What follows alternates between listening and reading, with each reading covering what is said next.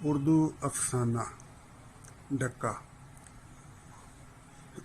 پھر یوں ہوا کہ آسمان کے سارے سوتے یکدم پھوٹ پڑے، پانی ندی نالوں میں چڑھنے لگا، صحرا سمندر بن گئے۔ اور یوں اس سال اس قدر مینہ برسا کہ گھروں میں پڑی ساری ماچسوں نے نمی پکڑ لی۔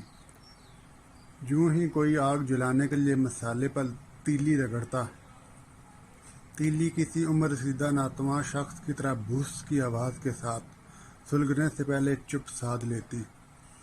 بارش کے زور سے پکے کوٹھے اور ماڑیاں تک ٹپکنے لگی تھی تو کچے مکانوں اور سروٹ سے بنے جھونپڑوں کا کیا بنتا۔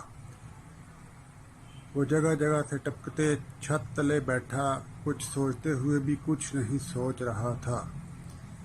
وہ 2 لمحوں میں بٹا ہوا آدمی ہمیشہ کی طرح آج بھی فیصلے کے اگلے اور پچھلے لمحے میں سے کسی ایک کا انتخاب کرتے ہوئے ہچکچا رہا تھا۔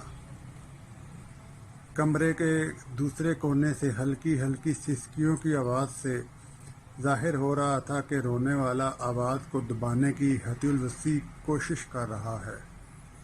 لالٹین کی ہلکی روشنی کے زیر اثر کمرہ موت کی طرح سرد، بوجھل اور کربناک احساس سے بھر گیا تھا۔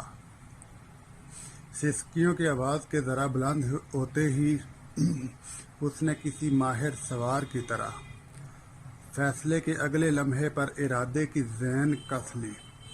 اگرچہ لمحے نے پچھلے سموں پر سیدھا کھڑا ہو کر بے شمار وسوسے ہنہائے، مگر وہ کسی جونک کی طرح لمحے سے چمٹا رہا۔